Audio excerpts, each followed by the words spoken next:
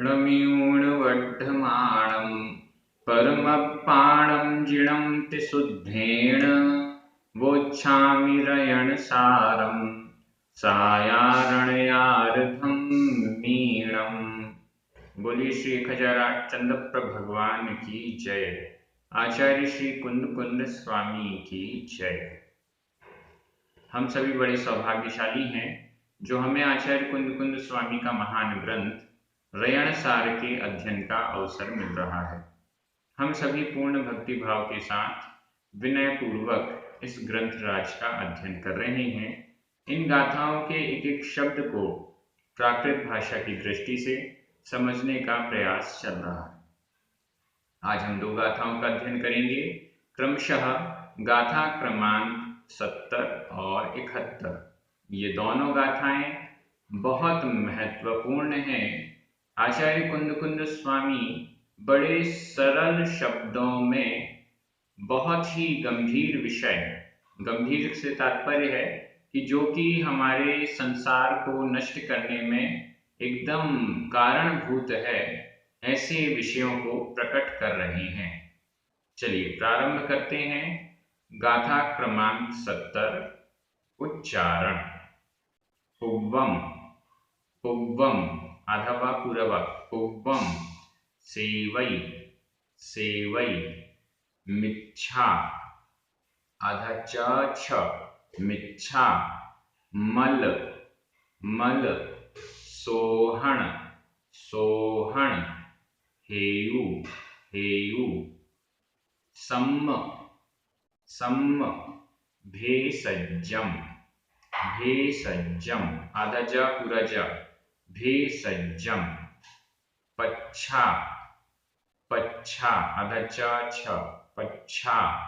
सेवई, सेवई। कम्मामय, कम्मामय। णासण, णासण। चर्य, चर्य। भेषजम, भेषजम। पुव्वं सेवईमिच्छा, पुव्वं सेवईमिच्छा। मलसोहण हेयु सम्म भेषजम, मलसोहण हेयु सम्म भेषजम। पच्छा सेवई कम्मा, पच्छा सेवई कम्मा। मयणासण चर्य भेषजम, मयणासण चर्य भेषजम। बड़ी सरल गाथा है। पुव्वम सेवई और नीचे लिखा है पच्छा सेवई। पुव्वम, पुव्वम पूर्व में, और पच्छा यानी पश्चात, बाद में। पुव्वम पूर्व में सेवई सेवन करता है। पुव्वम पूर्व में पहले सेवई सेवन करता है, और फिर नीचे पच्छा सेवई बाद में सेवन करता है। पहले सेवन करता है, फिर बाद में सेवन करता है। पहले किसका सेवन करता है और फिर बाद में किसका सेवन करता है। इतनी सटीक गाथा, इतनी तार्किक गाथा और इतने सरल शब्दों में क्रम बताया जा रहा है। पहले किसका सेवन, पहले किसका प्रयोग, पहले किसको अपनाना और फिर बाद में किसको अपनाना। पुव्वम सेवई, पुव्वम पूर्व में सेवई सेवन करता है। मिच्छा मल सोहण हेयु सम्म भेषजम, यह पूरा एक समासित पद है। मिच्छा मल सोहण हेयु सम्म भेषजम, ये पूरा एक समासित पद है। इसका अर्थ देखें। भेषजम, भेषजम औषधि, भैषज्य औषधि, औषधि यानी दवाई, औषधि का सेवन करता है। पुव्वम पहले, भेषजम सेवई, भेषज यानी औषधि का सेवन करता है। कौन सी औषधि है वो। सम्म भेषजम, सम्म, सम्म यानी सम्यक्त्व, सम्यक्त्व रूपी औषधि का सेवन करता है। रयणसार जी ग्रंथ में आचार्य कुंद कुंद स्वामी ने जैन धर्म, जैन दर्शन को इतना सरल तरीके से प्रस्तुत कर दिया है कि कोई नया व्यक्ति भी चाहे तो समझ सकता है। जैन दर्शन की गहराई को, जैन दर्शन के तत्व को समझना सरल दृष्टि से, प्रारंभिक दृष्टि से किसी को प्रारंभ करना, शुरू करना है तो रयण सार से यह प्रारंभ हो सकता है। एकदम सिंपल। पुब्बम सेवई, पूर्व में सेवन करता है, सबसे पहले सेवन करता है। सबसे पहले नंबर की दवाई कौन सी खानी है? पुब्बम सेवई, पूर्व में सेवन करता है। मिच्छामल सोहण हेयु समभेषजम, समभेषजम सम्यक्त्व रूपी भैषज्य, सम्यक्त्व रूपी औषधि, सम्यक्त्व रूपी दवाई सबसे पहले ग्रहण करता है। सबसे पहले नंबर पर सम्यक्त्व रूपी दवाई को ग्रहण करना है। ये कैसी है? मिच्छामल सोहण हेयु, मिच्छामल सोहण हेयु। मिच्छा, मिथ्या, मिथ्या यानी मिथ्यात्व, मिथ्यात्व रूपी मल के सोहन का हेतु, मिथ्यात्व रूपी मल के सोहन यानी शोधन का हेतु। मिथ्यात्व रूपी मल, मल का मतलब होता है गंदगी, मिथ्यात्व रूपी मल गंदगी के सोहन, शोधन का जो हेतु, हेतु यानी कारण है, ऐसी समभेषजम, सम्यक्त्व रूपी भेषजम औषधि को पुब्बम सेवई, पूर्व में सेवन करता है। सबसे पहले सम्यक्त्व रूपी औषधि को ग्रहण करता है और उस औषधि के द्वारा मिथ्यात्व रूपी मल का शोधन किया जाता है। धार्मिक रूप से हम आगे बढ़ना चाहते हैं, मोक्ष प्राप्त करना चाहते हैं, तो सबसे पहले क्या करना होगा? हमारे अंदर जो गंदगी है, उस गंदगी को, दो प्रकार की गंदगी है। सबसे पहली गंदगी मिथ्यात्व रूपी मल। इस मिथ्यात्व रूपी मल के कारण, मिथ्या दर्शन के कारण हम भ्रमित होते रहते हैं और सही मार्ग को नहीं पहचान पाते हैं, मोक्ष मार्ग को नहीं पहचान पाते हैं। हमारे उपकारी सच्चे देव, सच्चे शास्त्र और सच्चे गुरु को नहीं पहचान पाते हैं। इसलिए सबसे पहले आवश्यक है इस मिथ्यात्व को दूर करना। तो इसलिए कहा गया मिच्छामल सोहण हेयु समभेषजम, मिथ्या मल के शोधन में जो हेतु है, कारण है, ऐसे समभेषजम सम्यक्त्व रूपी औषधि को पुब्बम, पूर्व में सबसे पहले सेवई, सेवन करता है। ये आपको समझ में आ गया। यहाँ पर सेवई दो बार आया है, जिसका अर्थ है सेवन करता है। यह वर्तमान काल अन्य पुरुष एक वचन का क्रिया रूप है। अब हम चलते हैं दूसरी लाइन में। बाद में किसका सेवन करता है? पश्चात, बाद में सेवई, सेवन करता है। कम्मामय नासन चर्य भेषज, ये भी पूरा एक समासित पद है। कम्मामय नासन चर्य भेषजम, चर्य भेषज, चर्य चरित्र, चारित्र, सम्यक चारित्र रूपी भेषजम भैषज्य औषधि को सेवन करता है। सबसे पहले सम्यक दर्शन रूपी औषधि का सेवन करता है और दूसरे नंबर पर इसके बाद चर्य भेषजम, चारित्र रूप औषधि को सेवन करता है, तब जाकर कल्याण होता है। अब चारित्र रूपी भैषज्य, चारित्र रूपी औषधि क्या करती है? कम्मामय नाशन, कम्मामय नाशन, संधि विच्छेद देख लें यहाँ पर। कम्मामय, कम्म मा में छोटा अ, आमय, आमय बड़ा आ, छोटा आ और बड़ा आ मिलकर बड़ा आ हो गया। कर्म रूपी आमय, कर्म रूपी आमय, आमय का मतलब है रोग। कर्म रूपी रोग को नाशन, नष्ट करने वाले चर्य भेषजम, चारित्र रूपी औषधि। कर्म रूपी आमय, आमय रोग, कर्म रूपी रोग को नाशन, नष्ट करने वाली चरिय भेषजम, चारित्र रूपी औषधि को सेवन करता है। पच्छा यानी बाद में सेवई सेवन करता है। इससे सरल गाथा आपको मिलेगी नहीं।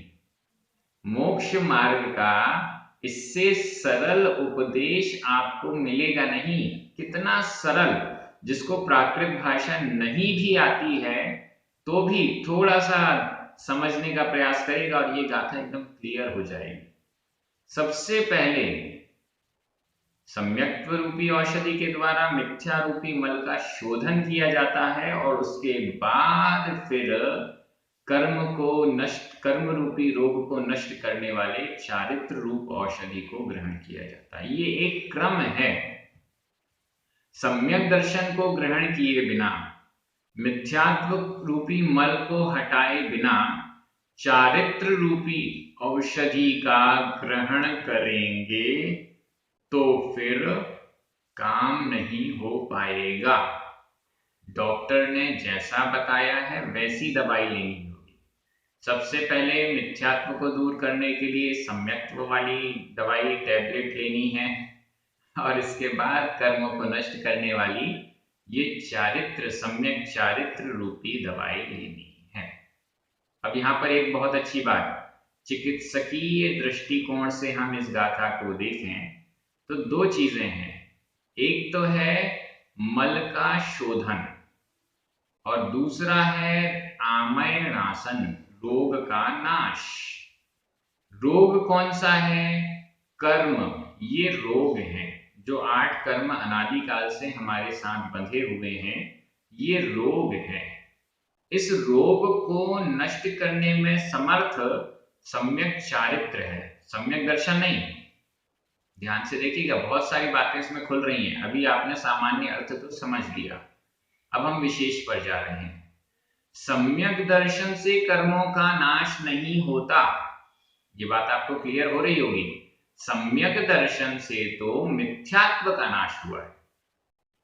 मिथ्यात्व रूपी मल का नाश सम्यक्त्व रूपी औषधि से हुआ है। अब कर्मों का नाश कैसे होगा? कर्मों का नाश सम्यक दर्शन से नहीं होता। 2 प्रकार की आपको दवाई दी गई हैं। ये वाली दवाई सर्दी को दूर करेगी और ये दूसरी वाली जो दवाई है वो पेट के रोगों को दूर करेगी। तो जो दवाई सर्दी को दूर करती है वो पेट का दर्द दूर नहीं करेगी, और जो पेट का दर्द दूर करती है वो सर्दी को दूर नहीं करेगी। ये तो हमें समझ में आता है ना। डॉक्टर ने 2 अलग अलग दवाई दी हैं आपको, 2 अलग अलग बीमारी हैं।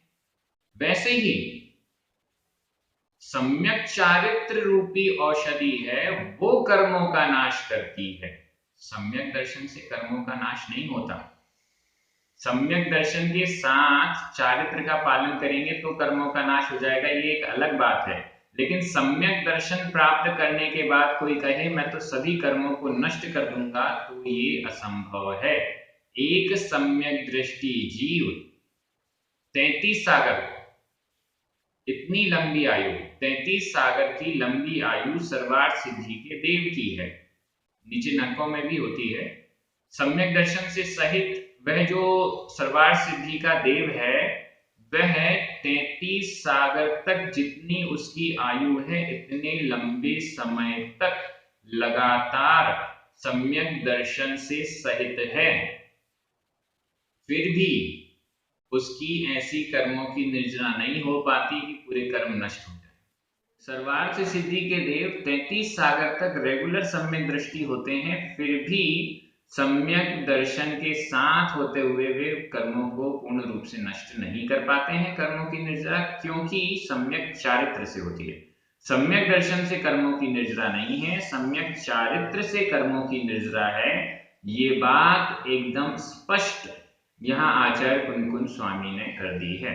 अगर सम्यक चारित्र को ग्रहण नहीं करेंगे तो मात्र सम्यक दर्शन से कर्मों का नाश नहीं होगा। सम्यक दर्शन से तो पेट साफ होगा, सर्दी तो सम्यक चारित्र से जाएगी। ऐसा अलग अलग रोग की अलग अलग दवाई।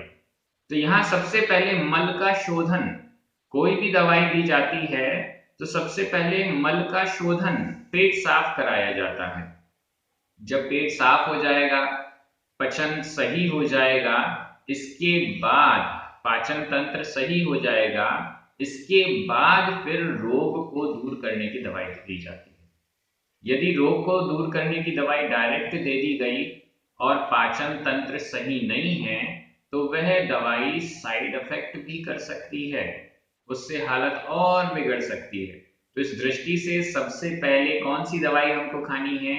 सम्यभेषजम, सम्यक दर्शन रूपी औषधि, और इसके बाद फिर नंबर आएगा चरी भेषजम, सम्यक चार्ट रूपी औषधि।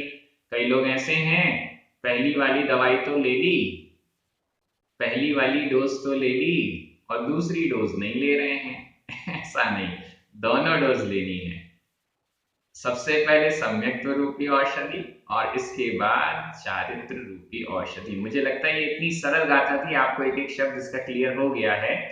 अब आज का जो प्रश्न है वो आपके सामने ये है कि कौन सी औषधि आप ले चुके हैं, कौन से नंबर की औषधि आप ले चुके हैं और कौन सी लेना बाकी है, ये आपको लिखना है।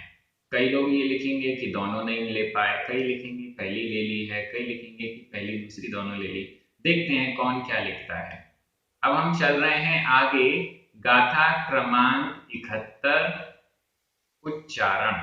ये भी बड़ी महत्वपूर्ण गाथा है और इसको अगर हम समझ पाएंगे, जो ऊपर वाली गाथा है उससे ही रिलेटेड यह गाथा है, बहुत अच्छी है।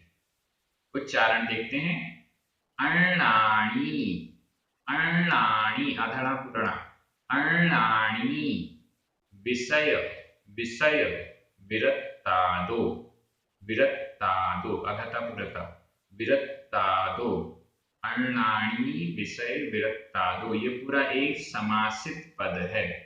अर्णाणी विषय विरत्तादो, जो होई, होई, सय सहस्स गुणों, सय सहस्स गुणों, नाणी, नाणी कसाय विरदो, कसाय विरदो, विषयासक्तो, विषयासक्तो, अधता पुरता, विषयासक्तो, जिणुद्दिठम, जिणुद्दिठम, अधता पुरद, अधट्टा पुरठ, जिणुद्दिठम।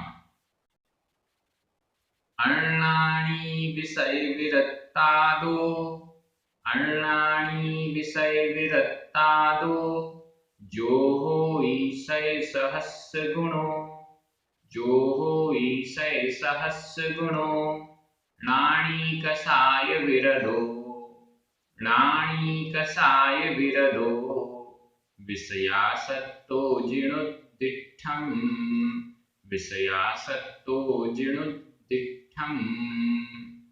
बहुत अच्छी गाथा है। अर्णाणी विषय विरत्तादो, अर्णाणी विषय विरत्तादो, अर्णाणी अज्ञानी। कैसा अज्ञानी है ये? विषय विरक्त, विषयों से विरक्त, विषयों से, पंचेंद्रिय के विषयों से विरक्त, विरक्त, अर्णाणी अज्ञानी। यहाँ अज्ञानी से तात्पर्य पिछली गाथा में जो आया था, पिछले वीडियो में जो बताया गया था कि जो विषयों से विरक्त होते हुए भी कषाय से सहित है वो अज्ञानी है। कषाय से सहित जो है या मिथ्या दृष्टि है उसको अज्ञानी कहा गया था। अब ऐसा अज्ञानी जीव विषय विरत्तादो, विषयों से विरक्त, विषयों से विरक्त का मतलब होता है पंचेंद्रिय, 5 इंद्रियों के जो विषय हैं उनसे विरक्त है। 5 इंद्रियों के विषयों से जो विरक्त है, लेकिन अर्णानी अज्ञानी है। अज्ञानी से तात्पर्य सम्यक दर्शन नहीं है, मिथ्या दर्शन है, इसलिए अज्ञानी है। या कषायों, कषाय से भी यहाँ तात्पर्य ले लिया जाएगा, मिथ्यात्व से सहित होने के कारण अज्ञानी है, सम्यक दर्शन नहीं है। ऐसा मिथ्या दृष्टि जीव विषयों से विरक्त है, विषयों से छूटा हुआ है, पंचेंद्रिय के विषय भोगों में नहीं लगा हुआ है, पंचेंद्रिय के विषय भोगों को छोड़ भी दिया है, तो भी उसकी अपेक्षा से यहाँ विषय विरक्तादो पंचमी विभक्ति के एक वचन का प्रयोग है। तुलना की जा रही है। किसकी तुलना की जा रही है? ज्ञानी और अज्ञानी। विषयों से विरक्त ज्ञानी, और नीचे लिखा है णाणी कसाय विरदो विषयासक्तो। णाणी यानी ज्ञानी, कसाय विरदो कसाय से विरत है, कषाय से विरक्त है, कषायों से रहित है। यहाँ कषायों से रहित का तात्पर्य मिथ्यात्व से रहित है और अनंतानुबंधी कषाय से रहित है। विषयासक्तो, क्योंकि एक विशेषण दिया विषयासक्तो, णाणी कसाय विरदो विषयासक्तो, ये तीनों आपस में एक दूसरे के विशेषण है। णाणी के विशेषण है ज्ञानी। कैसा ज्ञानी जीव? जो कि कसाय विरदो, कसाय से तो विरत है लेकिन विषयासक्तो, विषयासक्तो का संधि विच्छेद देख लें। विषय य में छोटा आ, आसक्तो, आसक्तो बड़ा आ, छोटा आ और बड़ा आ मिलकर बड़ा आ हो गया, विषयासक्तो। विषय में आसक्तो, आसक्त, पंचेंद्रिय के विषयों में जो आसक्त है। अब अज्ञानी कैसा है? अज्ञानी तो पंचेंद्रिय के विषयों से विरक्त है, रहित है, पंचेंद्रिय के विषयों को छोड़ा हुआ है, लेकिन णाणी ज्ञानी जीव विषयासक्तो, विषयों में आसक्त है लेकिन कषाय से विरत है। अब देखिएगा किसकी तुलना किससे की जा रही है? एक ज्ञानी की तुलना अज्ञानी से की जा रही है, एक ज्ञानी की तुलना अज्ञानी से की जा रही है। ज्ञानी कैसा है? कषाय से विरत है। कषाय से विरत का मतलब सभी कषायों को दूर कर दिया है, ऐसा नहीं। अनंतानुबंधी, अप्रत्याख्यान, प्रत्याख्यान और संज्वलन, इन सभी कषायों को दूर कर दिया है, ऐसा नहीं। सिर्फ अनंतानुबंधी को दूर किया है, बाकी तीन कषाय तो हैं। क्योंकि यहाँ लिखा है ना विषयासक्तो, विषयों में आसक्त, विषयों में आसक्त है। अब विषयों में जो आसक्त है उसकी अप्रत्याख्यान, प्रत्याख्यान और संज्वलन कषाय, ये तीनों कषाय तो होती ही हैं अगर वो विषयों से विरक्त नहीं है तो। विषयासक्त है इस दृष्टि से केवल अनंतानुबंधी कषाय और विशेष रूप से मिथ्यात्व, इससे जो विरत है, इससे जो रहित है, ऐसा हमें यहाँ कषाय विरदों का अर्थ लेना चाहिए। णाणी ज्ञानी जीव जो कि कषाय से विरत है, सम्यक दर्शन से सहित है, मिथ्या दर्शन और अनंतानुबंधी कषाय से रहित है, ऐसा ज्ञानी जीव जो कि विषयासक्तो, विषयों में भले आसक्त है, पंचेंद्रिय के विषयों में आसक्त है। कौन सा गुण स्थान हो गया? चौथा गुण स्थान, अविरत सम्यक दृष्टि, अविरत सम्यक्त्व। सम्यक्त्व तो है लेकिन व्रत नहीं है, तो ऐसा यह चौथे गुण स्थान वाला। और ऊपर अणाणी विषय विरक्ता, वो विषयों से विरक्त है, पंचेंद्रिय के विषयों को तो, भोगों को तो छोड़ दिया है, लेकिन अभी भी अणाणी अज्ञानी है, मिथ्या दृष्टि है। तो मिथ्या दृष्टि का गुण स्थान कौन सा है? मिथ्या दृष्टि का गुण स्थान पहला। अब यहां पर तुलना किससे किसकी की जा रही है? पहले गुण स्थान वाले, लेकिन जिसने विषयों से विरक्त हो गया है, पंचेंद्रिय के विषयों को तो छोड़ दिया है लेकिन मिथ्यात्व को नहीं छोड़ा है, ऐसा व्यक्ति, उसकी तुलना की जा रही है जिसने मिथ्यात्व को तो छोड़ दिया है लेकिन विषयों को नहीं छोड़ा है, चौथे गुण स्थान वाला। अब दोनों की तुलना आपको स्पष्ट हो जाएगी। अणाणी विषय विरक्तादो, अणाणी अज्ञानी, विषय विरक्तादो, विषयों से विरक्त अज्ञानी की अपेक्षा, विषयों से विरक्त अज्ञानी की अपेक्षा जो णाणी कसाय विरदो विषयासक्तो, जो णाणी ज्ञानी है, कसाय विरदो कषायों से विरक्त है, मिथ्यात्व से रहित है। कषाय से विरक्त का अर्थ यहाँ पर लेना है मिथ्यात्व से रहित, मिथ्यात्व और अनंतानुबंधी कषाय से रहित, ऐसा अर्थ लेना है। अज्ञानी विषयों से विरक्त व्यक्ति की अपेक्षा जो राणी ज्ञानी है, कसाय विरदो कषायों से विरत है, मिथ्यात्व और अनंतानुबंधी से रहित है, लेकिन विषयासक्तो विषयों में आसक्त है, पंचेंद्रिय के विषय भोगों को नहीं छोड़ा हुआ है, ऐसा व्यक्ति होई होता है। क्या होता है? सय सहस्र गुणों। सय यानी 100, सहस्र यानी 1000, 100,000, 100,000 का मतलब हुआ लाख, गुणों गुना, लाख गुना अधिक अच्छा होता है। फिर से देखिएगा, अणाणी विषय विरक्तादो, विषयों में विरक्त अज्ञानी की अपेक्षा से, विषयों में विरक्त, पंचेंद्रिय के विषयों में विरक्त, पंचेंद्रिय के विषयों से विरक्त अज्ञानी की अपेक्षा से जो कषाय से विरक्त यानी सम्यक दर्शन से सहित, मिथ्यात्व से रहित, अनंतानुबंधी से रहित, विषयासक्तो विषयों में आसक्त राणी ज्ञानी है, वह 100 सहस्र गुणों लाख गुना, 100,000, 100,000 यानी लाख, लाख गुना होई, लाख गुना अच्छा होई होता है, लाख गुना श्रेष्ठ होता है। ऐसा कौन कह रहे हैं? आचार्य कुलकुल स्वामी फिर कह देते हैं, जीर्णोद्दिष्टम, संधि विच्छेद कर लीजिए, जीर्ण प्लस उद्दिष्टम, जीर्ण नाम में छोटा आ, उद्दिष्टम का ऊ, आ प्लस ऊ मिलकर आ का लोप हो गया, ऊ रह गया। जिनेंद्र भगवान के द्वारा उद्दिष्टम, जिनेंद्र भगवान के द्वारा उद्दिष्ट है, कहा हुआ, जिनेंद्र भगवान के द्वारा कहा हुआ है। ये जो कहा हुआ है, ये किसने कहा है? ये किसका कथन है? ये किसके वाक्य हैं? जीर्णोद्दिष्टम, जिनेंद्र भगवान के द्वारा कहा हुआ, उद्दिष्टम कहा हुआ, उद्दिष्टम यह भूतकालिक कृदंत का अनियमित प्रयोग है, जिनेंद्र भगवान के द्वारा कहा हुआ। यहाँ पर होई यह वर्तमान काल अन्य पुरुष एक वचन का क्रिया रूप है। इसके अलावा जो 100 सहस्र गुणों, राणी, कसाय विरदो, विषयासक्तो, इन सब में प्रथमा विभक्ति का एक वचन है, और ऊपर अणाणी विषय विरक्तादो, इसमें पंचमी विभक्ति का एक वचन है। जब हम किसी से तुलना करते हैं तो जिससे तुलना की जा रही है उसमें पंचमी विभक्ति का प्रयोग होता है।